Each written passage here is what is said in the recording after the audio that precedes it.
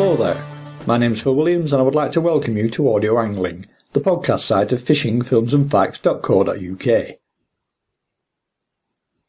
Over the past couple of years there's been a very noticeable increase of interest in fitting out charter fishing boats, which would normally be inboard diesel powered, with large petrol driven outboard engines. One of the latest converts is Pwllheli-based Jason Owen, who towards the end of 2014 ordered a brand new purpose-built 10-metre Cougar Cat, powered by twin 200 horsepower Honda outboards, as a replacement for his diesel-powered 38-foot Evolution half-alley. Explain to us, if you will, the pros and cons of making that switch. The main reasons I'm changing over from a big diesel-engined monohull to a catamaran that runs on twin outboards. There's two main reasons really. The speed of the vessel I'm running at the moment, the Evolution 38, it'll run at about 16-17 knots. But the catamaran that I've ordered should be running, we're hoping, at about 20 to 22 knots. The other side of the story is that the outboard engine boats should be a lot more economical to run. Now, years ago when red diesel prices were very low, the big inboards were fine to run, there wasn't a problem at all. And fuel didn't really used to come into the equation of the price of the trip. But these days, the price of red diesel has shot up so high, it's quite expensive to run these big inboard engine boats. Just as an example, when I first started chartering 14 years ago, diesel used to be about 15p a litre for the red diesel. But now, it's around 65p, but it has been as high as 83p per litre. Now when you've got a big diesel-powered boat, 500 horsepower Caterpillar engine in it, that's using a gallon a mile basically, or just under a gallon a mile, it's very, very expensive to run, especially when you're doing long-haul trips. Some of the trips we do, just in a one single day trip, we're covering over 100 miles of ground, so you can imagine the cost of the fuel for that engine. With these outboard engines, the reports that we've had back from other people that have bought outboard-powered charter boats, they're getting about 2 to 2.5 miles per gallon on petrol. So the fuel economy is a lot better on the outboard engines. It used to be that the lifespan of inboard engines was really good as well compared to outboards. But I think you've got to consider basically renewing your outboard engines as well. If you're going to use them commercially, you've got to think about renewing them maybe every 5 or 6 years before you do start getting problems with them. Now, as long as you can build that into the cost of your trips, the price of renewing your engines, then, you get a boat that's got brand new engines every 5 years, which can't be a bad thing. The outboard engines as well have become, like I say, a lot more reliable, but they've also come a lot cheaper to buy over the last few years as well. If you look at America, for instance, there are a lot of the boats over there now run on petrol outboard engines rather than the diesel inboard engines for those reasons.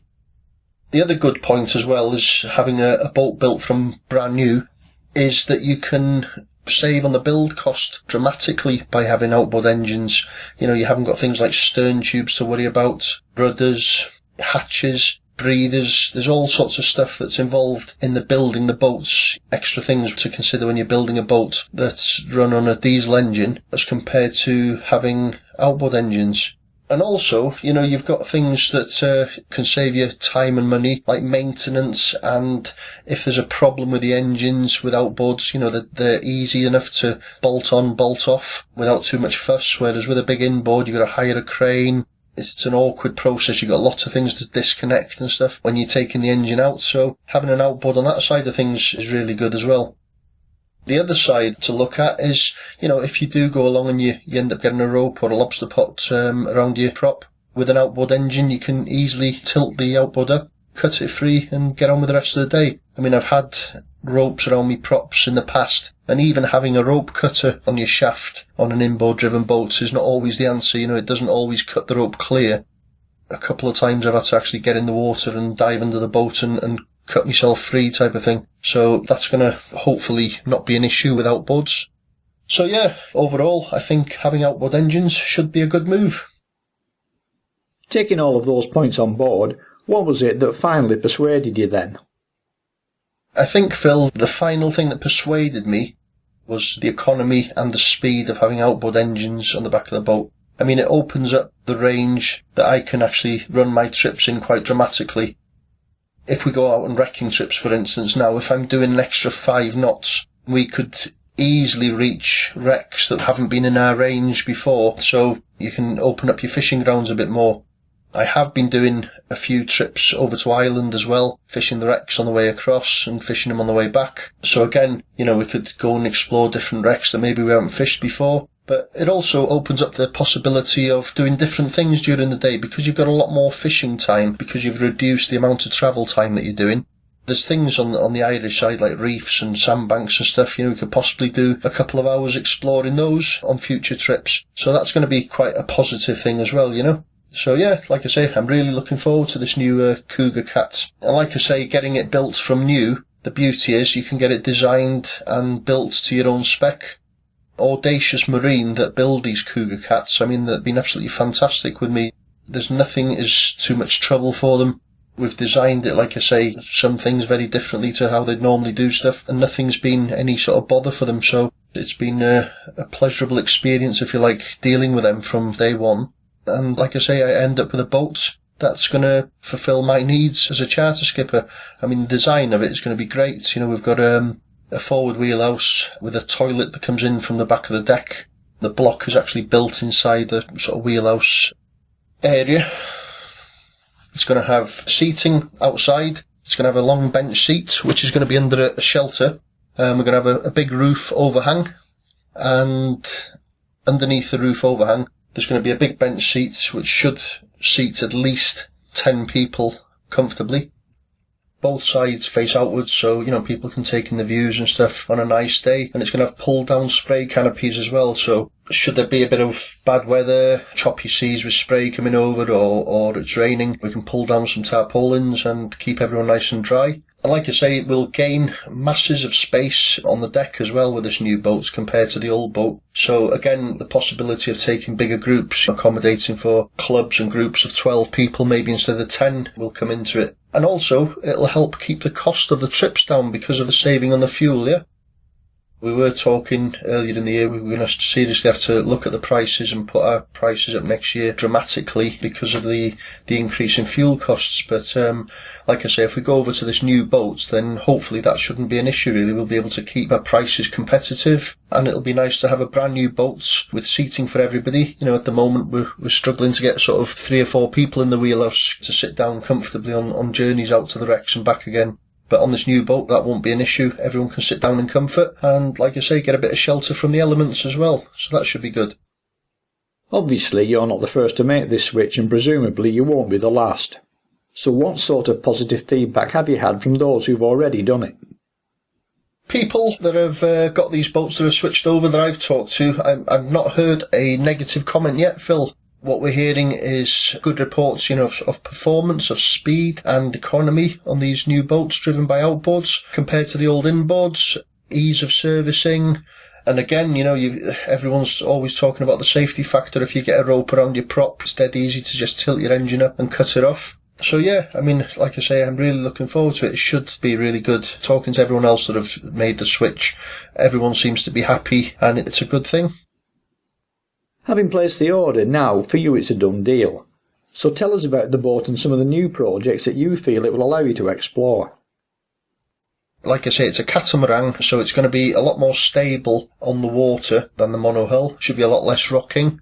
It's a 10 metre by 4 metre. That's the size of the actual hull. But I'm having an island wheelhouse, which will allow the anglers to fish right up one side, right up to the front. We've sort of paced it out, and you should comfortably fish 6 anglers per side, with a lot more space on the boat than you would have on my boat at the moment, with just 4 people on it on each side. So when you're doing drifts over wrecks and fishing the bass grounds, etc., it should be a lot more comfortable, be a lot more space for everyone. And these Cougar Cats as well, I've spoken to 2 or 3 owners, and I actually went over to Guernsey recently on a bit of a busman's holiday with the lads, and we fished on a Cougar Cat out there. And, it was really, really good, nice, comfortable ride, no slamming like some of the other catamarans do. I couldn't fault the boat really, it was really, really good. So, like I say, it should be good.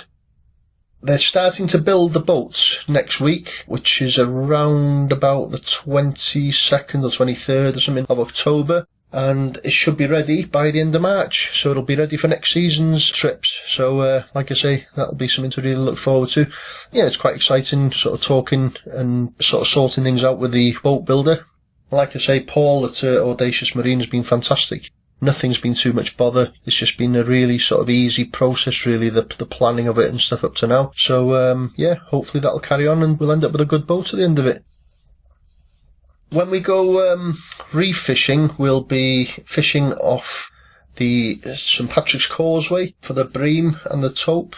The speed of the boat there will again increase the fishing time. I mean, normally it sort of takes us about 40 minutes to get there from Pwllheli at the moment with this boat, but, you know, we should be knocking that down to half an hour. But it's the longer haul trips, you know, like the wreck fishing and going over to Ireland and stuff. That's where it's going to make a massive difference, I think, because some of the wrecks that we fish at the moment, you know, are up to 50 miles away from Pwllheli. Now, if you're gaining 5 knots on your cruising speed, then that's going to dramatically change the time that you spend travelling, and you're going to get a lot more time fishing. But also, travelling in between wrecks as well, you're going to save a lot on your travelling time there. So again, if you do find that the few wrecks are fishing quite slow and you're moving from wreck to wreck, you're going to be able to cover a lot more ground and cover a lot more wrecks as well by having the extra speed. And by not having any sort of massive price difference to the customer, it's got to be a good thing. Also, we have started doing some trips down to South Wales, fishing off St David's Head there for the blue sharks. This has become quite a popular thing over the last few years now. I mean, people like Andrew Alsop that fish out of Milford Haven has really sort of brought the shark fishing off the Welsh coast, if you like, to the attention of the anglers. He's been in quite a lot of the magazines and stuff, done a lot of features and been on the television and stuff, and there's been a lot of interest in the shark fishing over the last few years. We've done sort of several trips down there now, and it's been quite successful. We've got a mark now that we've been down there a few times and we've never blanked on it, so that's good. We've always had blue sharks.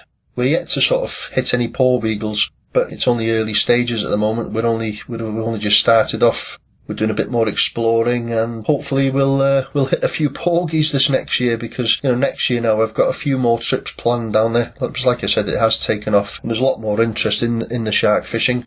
Also, for me as well, it's something a bit more exciting, because you do tend to get a little bit bored if you're doing the same things day in, day out, wreck fishing or bass fishing or reef fishing. So the change for me is really good as well, you know. And what's good is I've got some customers that have been with me for quite a few years now, and we've sort of gone exploring together different wrecks and different marks and stuff over the years. And then, you know, to be able to take them down to South Wales and fish for sharks now and actually catch a few as well has been fantastic. The shark fishing off North Wales has been hit and miss, really. We have given it a go over the last sort of 10 years at various times. We haven't done massive amounts of it because, again, it has been quite hit and miss. You're sort of averaging one shark run, proper shark run, every 5 trips, if you like. So, you know, it hasn't exactly been fast and furious. Although we've had a few taupe on those trips, which have kept people from getting totally bored, just sitting around waiting for something to happen. But, you know, it's always nice when you do actually hit a shark. And like I say, every time we've gone to this mark I've got off St David's Head there, we've always hit sharks, you know. Some days we've had 16 or 17 fish in a day, up to 150 odd pounds, so it's not a bad thing. Obviously, like I say, getting a porbeagle would be nice, and I'm sure we will get one if we keep on persevering, because, you know, the boats that do fish down there, they're doing it day in, day out, every day. They do come across a few porgies now and again, and I'm sure we will get one if we keep on going at it. As an outboard-driven small fastboat user myself, I know only too well that having the potential for pace is one thing. Using it freely in less than perfect sea conditions is quite another matter, and that with fast boats, unless you can keep them up on the plane, not only is the fishing time saving affected, but the fuel economy too, not to mention the number of opportunities to travel great distances. Yeah, I mean, the weather comes into it if you're travelling down to South Wales. But to be honest with you, what we've sort of done for next year is we're going to base the boat down there for maybe a week or 10 days as our main sort of what we're going to call Shark Week, because travelling down there can be such a hit and miss affair if you're trying to do it in one day. The weather's got to be right, because from Pwllheli down to the sharking grounds to the mark is basically 100 miles, so to do a 100-mile journey each way in one day is asking quite a lot. The weather has got to be spot on, so I won't really be looking to do many of those trips really, even though there is quite a lot of call for it, because you've got people from sort of places like Cheshire, Manchester area. They can get to us in Pwllheli within sort of 2 hours driving time. So the possibility, if we were to leave Pwllheli, say at 6 o'clock in the morning, if they were to leave home at 4 in the morning, get to us for 6, we can be on the sharking grounds by sort of 11 o'clock in the morning. We can fish there for maybe 6 or 7 hours and then head back to Pwllheli, and they can do it in one day, and then travel back home by car again. What a lot of them are saying is travelling down to South Wales is quite expensive because it's a day's travelling by car to get down there to begin with. They've got to have a night's accommodation, which, is another expense. They're fishing for usually 12, 13 hours in a day. So by the time they get back in again, they're absolutely tired again, knackered, too tired to go home. So they're having to have another night's accommodation. And then they've got another day's travelling back home again. So it's a 3-day journey just for 12 hours fishing. Whereas, like I say, they can come down to us, travel down to us in 2 hours and travel by sea, as long as the conditions are calm enough, down to the sharking grounds within sort of 4.5, 5 hours. But like I say, I certainly won't be doing a lot of those trips because it's a long, long, hard day. So we'll probably limit that to maybe, 1 or 2 a month. What we're more likely to do is maybe take the boat down to sort of Fishguard and be based there for like a long weekend, say 3 or 4 days. So we'll probably do that maybe once a month as well. Maybe late June, July and August, September and into October. But just have one sort of major sharking week at the end of September. We're going to do it next year for 10 days and have the boat based down there for 10 days. People can then travel down like they would to Milford Haven really. They can come down to Fishguard and get some B&B down there and go out for a day's fishing. But, it's just nice to have that option of doing the 1-day trip really now and again. It just helps some people out that don't want to be doing 3 long days out of it, So it's good to have the option. I was talking to Mike Thrussell the other week about his early pioneering days on the Cardigan Bay porbeagle scene, and he said that since protection measures have been introduced, there are now very real signs that porbeagles are now starting to become a potential angling target again in the middle part of Cardigan Bay. So might that be another more regular possibility for you? Yeah, I know Mike Thrussell used to do a lot of shark fishing in the early days in Cardigan Bay, and he was quite successful. There were a lot of shark around in those days, but unfortunately, obviously due to commercial pressure, the numbers of shark have decreased, and, we just don't see any big numbers of shark in Cardigan Bay anymore. Occasionally, when we're fishing for taupe on the reefs, we get the odd porbeagle run, but sod's law is, when you get your shark rod out and put a live bait down or whatever for the porgies, they don't take it. So we can sort of gauge by the amount of runs we get in a year that there aren't that many sharks in the bay, especially not in the north of Cardigan Bay anyway. Every year you get the odd sighting, the odd person reporting that they've seen one at the side of the boat or they've had a run or whatever, but there's definitely not big numbers of them up north. They do get them obviously off the North Cornish coast there and down towards St David's Head. But like I say, I think with the Gulf Stream and that's where they stay, they don't come any further north in any big number. I mean, every year when we're fishing the wrecks, we get the odd day where we get a few porgies taking the pollock or the cod as they're coming up from the wrecks when they're alive. And we've had them even swimming around the side of the boat, trying to munch on people's prize catch of a nice plump pollock or cod. But again, when you get your shark rod out and stick it down, nothing usually happens. We have hooked into them on shark trips. We've had a couple to the side of the boat. We've had some really good runs, but they are few and far between really. You don't get a lot of them in the area, to be honest, which is a shame, If the protection that's been put in place for them now, with the illegal landing of porbeagles, hopefully, with a bit of luck, the numbers will build up again. I'm pretty sure they're quite slow growing fish, and it will take quite a long time for the numbers to sort of pick up again. But what's good with the porbeagle sharks or blue shark fishing is it's all catch and release. Nobody kills them. They're all just photographed and put back in the water to fight another day. So it's a really sustainable fishery, and it's something that can build up people's trips, if you like, and it gives the angler a really good sort of change, something to go out and catch. The buzz of having a really big shark on the end of your rod pulling you around the boat is absolutely fantastic, and it's really exciting. So that there, like I say, the shark fishing is something that I am enjoying at the moment. Like I say, we're all new to it, we're getting into it, but we're learning, and it's really enjoyable sort of getting into the shark fishing as a change to all the other types of fishing we do. Chatting to Andrew Alsop, I know that he has specific areas both for blues and for porbeagles with some degree of overlap. Plus, of course, Andy Griffith's recent Mako shark. So what are you finding in terms of fish distribution within the areas you are most likely to fish? The blue sharks don't come any further north than St David's Head, really, unless the Gulf Stream does come up further on certain years. I know there's been reports back in the 80s of blue sharks being caught off the St Tidwell Islands and off Puffin Island, around on Anglesey there. So obviously you do get years when the Gulf Stream does come in and the water's a lot warmer. And we have had years when we've had fish like triggerfish and red mullet and stuff appearing in Cardigan Bay. And funny enough, those years do sort of coincide with getting more runs on the actual wrecks from porgies. The porgies take the live pollock and cod on the way up from the wreck. So there is something in it. Obviously, when the water does, or the tides bring the warmer waters into Cardigan Bay, then obviously you do get more species like the shark and the other sort of warmer water species like the red mullet and the triggerfish. All things considered then, weather permitting, outboard petrol as opposed to inboard diesel power, besides offering your anglers greater opportunities both for more fishing time and potentially bigger fish, should on all accounts then be cost effective. Yeah, I suppose, Phil, the economy, of an outboard-driven boat is going to be a lot less when it's choppy weather. But that goes for any boat, whether it's a diesel inboard or an outboard-powered-driven boat. When the conditions aren't good, you are going to lose the economy. But like I say, that's just part of the cause. Something you've got to accept, really. It's just one of those things. So there's not a lot we can do about that, I'm afraid. Travelling down to South Wales, like I said before to you, it would be an issue if there was bad weather. If it was kind of 50-50, you would tend not to go because obviously of the distance. With it being 100 miles away, it's a long, long way away. And that again is the reason why I wouldn't take too many of those trips, because of the distance basically and the likelihood of the trip going ahead. I mean, most of my anglers, to be fair, are quite versatile. And say, for instance, we had an issue about a month ago when we were supposed to be going down to Fishguard for one day, and the weather was kind of 50-50. And I said to the lads, look, it's a long journey down there, 100 miles. The weather is borderline, so I suggest we try a shark trip up in the north side. And we did. We went off the wreck between Bardsey and Island there, and we had a few taupe, but unfortunately no sharks. But yeah, that's just part of it, being where I am.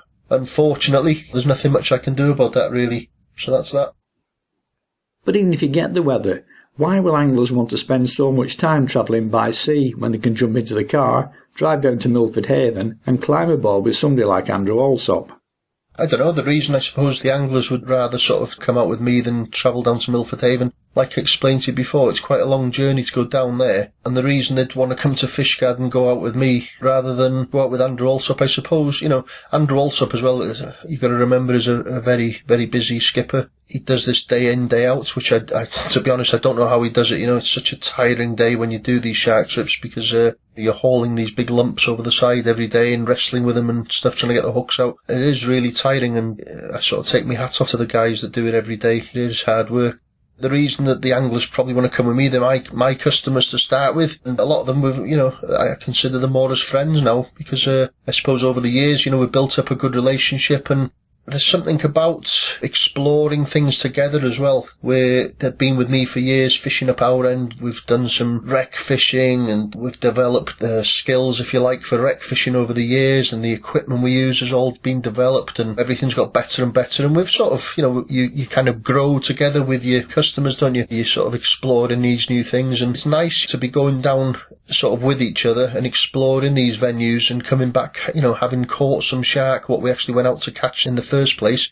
It's fantastic. I mean, I suppose these guys could go down to other skippers down there and probably catch more sharks in a day than what they catch with me, or maybe catch bigger sharks than what they catch with me. But at the end of the day, when you build up a relationship with someone and you're developing together, exploring together, there's a big sort of positive buzz to be had out of that, yeah? It's one of those, isn't it? If you go to somewhere and you sort of know what you're going to catch, and it kind of takes the little bit of fun out of it sometimes, yeah? So going exploring is quite good fun. Yeah, we've done it in the past. We've had hit and miss things when we've said, well, we'll go and try anchoring a wreck that we haven't tried before, and people will come and they'll, I'll give them a bit of a discount because obviously it's an exploring trip. On some days we've hit it big. and we've had really good catches, and other days, you haven't caught as many fish, so it all sort of swings and roundabouts. But I think the thing about exploring is it's the unknown, it's the excitement, isn't it? And like I say, for me, going down there and shark fishing at the moment is exciting. I've got no intention whatsoever in doing it every day. Some people say, why don't you move down to Milford Haven for the summer and just fish for sharks? I just would not be able to do that. I wouldn't want to actually do it either, fishing for sharks every single day. I prefer a bit of variation in my fishing because, we work the fishing on the tides up here, basically.